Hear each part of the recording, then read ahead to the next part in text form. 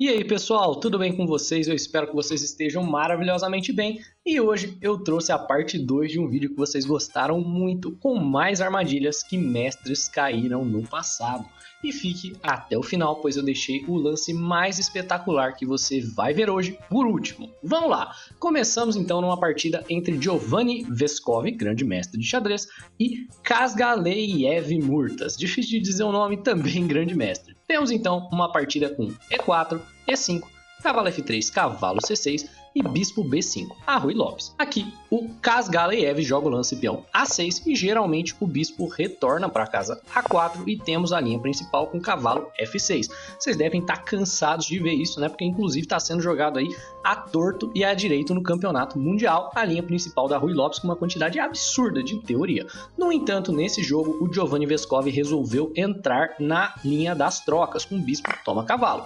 Após D toma bispo em C6, a ideia aqui é que as brancas não podem simplesmente ganhar um peão jogando cavalo toma peão de E5, porque senão dama D4 vai levar o jogo para uma posição de final de jogo mais ou menos empatada. As pretas estão ameaçando o peão ao mesmo tempo que ameaçam o cavalo. Então após o cavalo retornar, dama toma peão, dama cobre o rei e temos aqui uma posição de final de jogo que todas as vezes que isso é jogado em nível de mestre, temos aí como resultado um empate. E no alto nível de jogo, né, para as pretas é considerado aí quase que uma vitória, porque o jogador de pretas raramente joga para vencer, geralmente joga para empatar, só joga para vencer no erro do oponente. Então, após aqui ele tomar o cavalo e a recaptura, ele jogou para manter as damas no tabuleiro fazendo o roque. Temos então a variante mais agressiva que dá para jogar nessa linha, que é a variante com bispo G4 cravando o cavalo. A ideia dessa variante ser hiper ultra agressiva, e eu realmente recomendo que você faça esse lance aí nos seus jogos quando o oponente joga aí a Ruy Lopes das trocas, é que após peão H3 chutando o seu bispo, você não recua o bispo, você na verdade joga peão H5 e entrega o bispo.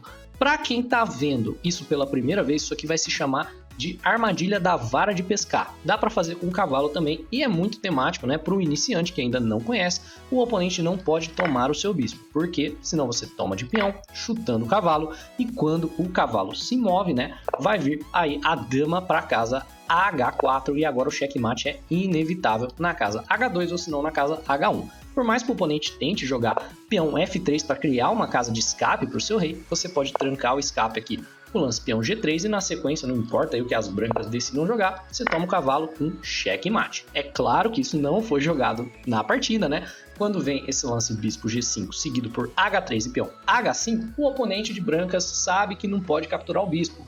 No entanto, sempre fica aquela pulguinha atrás da orelha, né? Então ele jogou peão D3. Lance super natural, fortalece o peão G4, tira o bispo para ser desenvolvido no futuro, abre também uma casa para desenvolver o cavalo, os cavalos se apoiarem e dessa forma ele poder mover a dama sem ter que, de fato, aí, tomar o bispo para lidar com a cravada. E o jogador Kasgaleyev joga aqui dama F6, preparando aí para botar mais pressão na peça que está cravada e visando tomar o cavalo para dobrar os peões na frente do rei do Giovanni Veskov e alegar que de alguma forma terá vantagem nessa variante.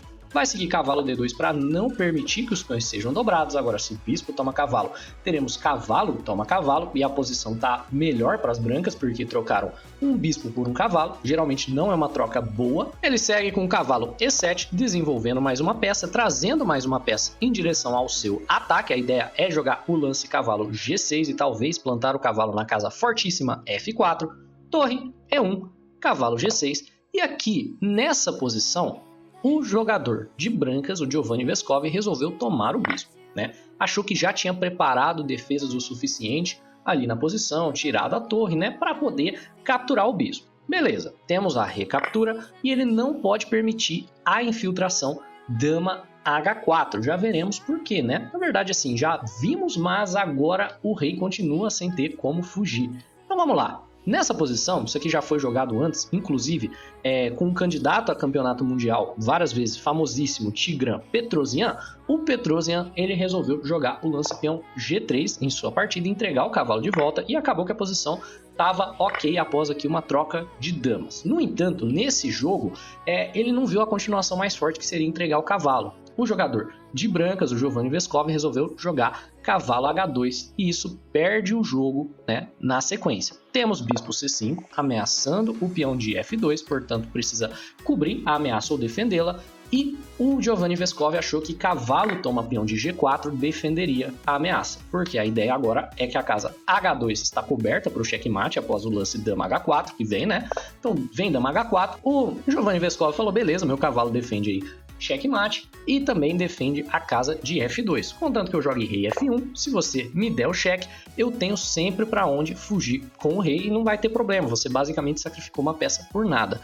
Não poderia estar mais enganado. Vai seguir dama H1, cheque, rei E2 e agora vem o lance que mata a posição, que é o lance cavalo F4. Você não pode tomar o peão antes, você precisa dar o cheque para que a captura de peão venha com checkmate. E aí temos uma vitória em apenas 15 lances, com uma armadilha muito bem preparada dentro da Ruy Lopes das trocas. Se você gostou desse primeiro jogo, então já dispara o seu like e se inscreve no canal, porque os outros dois são tão espetaculares quanto, se não mais. Então, vamos lá. Para a nossa segunda análise, temos um jogo aqui onde o jogador de brancas era Darsan Kumaran e o jogador de pretas era Anthony Miles. Então, o Darsan segue aí com o peão D4 e temos o lance cavalo C6, que é uma defesa um pouco desconhecida, mas um tanto quanto letal quando bem jogada, que é a defesa de Mykonos, beleza? É uma defesa moderna, convida o avanço do peão, no entanto, se as brancas seguem sem saber, sem ter muita preparação acerca da defesa, vão acabar se enrolando e perdendo o peão de D5, que fica muito avançado na posição e, portanto, é um pouco difícil de defender. O Darsan, que não era muito versado nessa abertura, resolveu transicionar para uma abertura mais normal,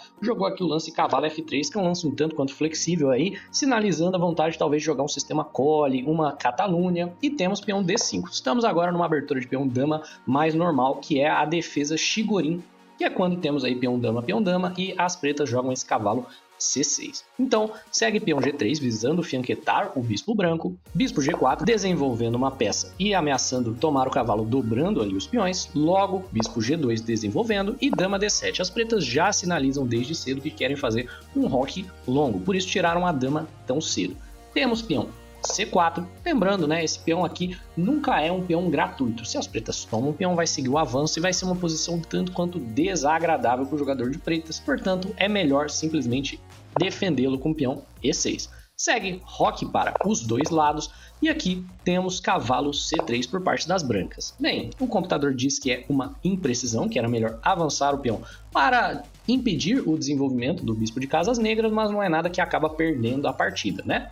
Após D por peão de C4, agora que o avanço está muito bem controlado, as brancas jogam um lance que sinaliza sua vontade de recapturar o peão, mas mantém aí um viés um tanto quanto agressivo, que é o lance dama A4. Na sequência, temos bispo B4. Parece um lance extremamente natural de desenvolvimento dentro aqui da abertura. Desenvolve um bispo, o bispo está perfeitamente defendido pelo cavalo. No entanto, é o lance que perde a partida, por isso está sinalizado como gafe. As pretas caíram em uma armadilha de abertura. Em 8 lances estão perdidas. Pause o vídeo e veja se você encontra o lance que tira vantagem desse erro do jogador de pretas e vence o jogo. Pausou? Encontrou? Pois bem, o lance que vence aqui é o lance cavalo E5. Esse lance faz algumas coisas. Primeiramente, ameaça a dama e o bispo do seu oponente, ou seja, as pretas são forçadas a tomar o cavalo. No entanto, após a troca, as brancas não estão interessadas nem em retomar o cavalo, que está pendurado, nem tomar o bispo, que também está pendurado, ambas as quais levariam a um jogo perfeitamente igual. Nada disso, as brancas entregaram o cavalo, foi na ideia de tirar esse cavalo daqui, abrir o bispo que estava de olho na casa B7 e abrir também a dama que está de olho na casa A7 que o cavalo defendia anteriormente. Então agora dama toma A7 com a ameaça de jogar dama toma B7 checkmate. O lance mais correto para o jogador de pretas, inclusive aqui, é simplesmente entregar a dama. Na verdade, o lance mais correto é derrubar o rei e largar a mão dessa partida, aceitar que perdeu, mas ainda temos esperneio com o peão C6, criando uma casa de escape, uma casa de fuga para o rei após o lance dama A8, né? E também, é claro, bloqueia a ameaça de bispo toma peão de B7 ou de dama toma B7. Temos então bispo F4, botando pressão no cavalo ao invés de tomá-lo de cara. Qual a ideia? A ideia é que após bispo toma cavalo, as pretas não terão novamente uma casa de fuga e terá um checkmate ali nas casas escuras.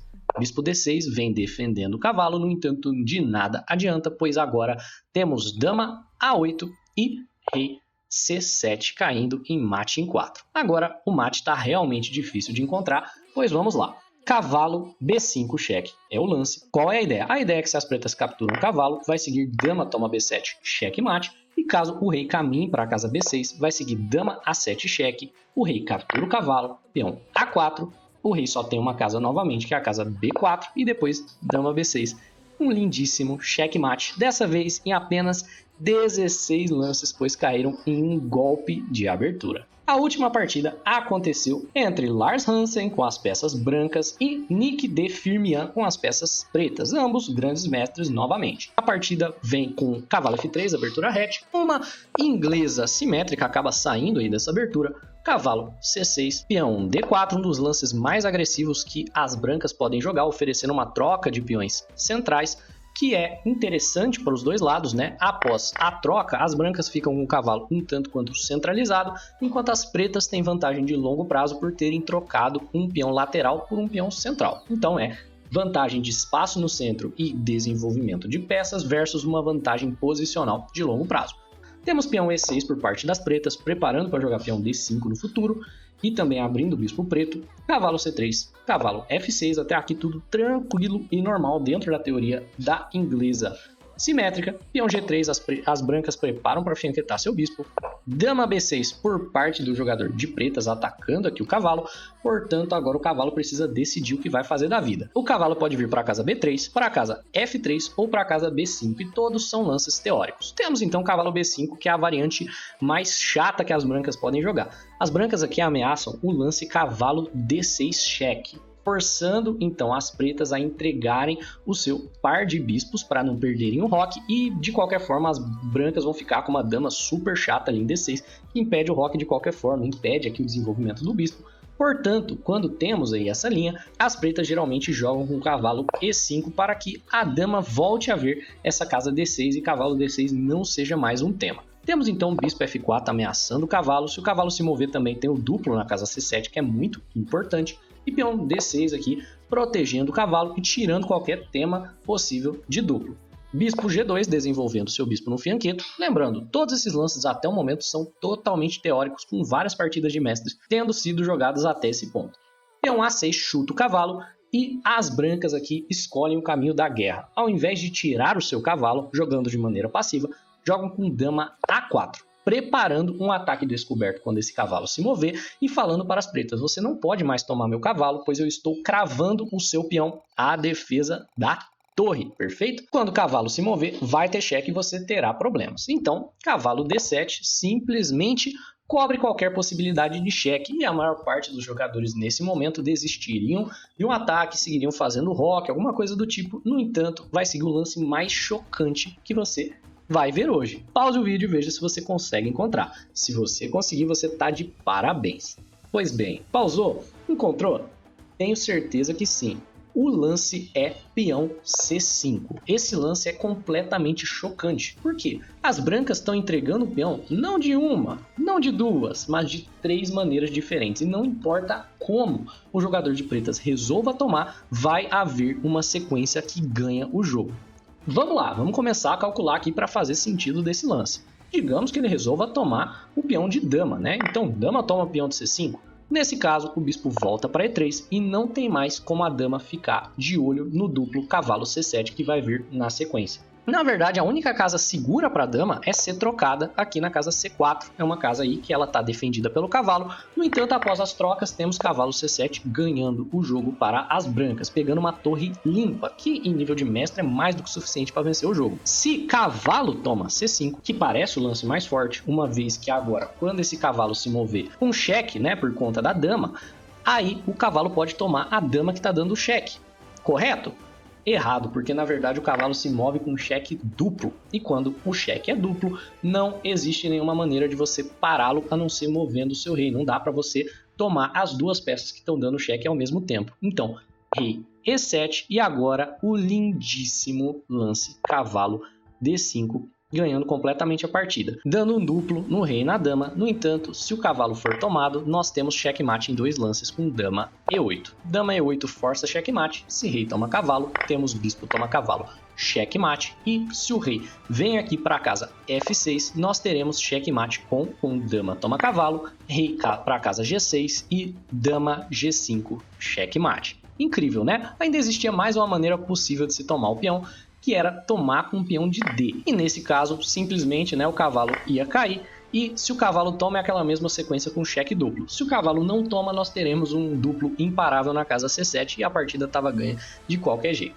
Pois bem, pessoal, por hoje é isso. Eu espero que vocês tenham gostado desse vídeo. Se inscreva no canal se você aprendeu alguma coisa de novo. Se você curtiu as partidas, dispara o seu like e até a próxima. E se você tem pretensão de melhorar no xadrez e gosta da maneira que eu explico, eu dou aulas particulares de xadrez. Eu não cobro a primeira aula, então você não tem nada a perder. Vem me conhecer, me chama no e-mail que está aparecendo aí na tela. Um abraço e até a próxima.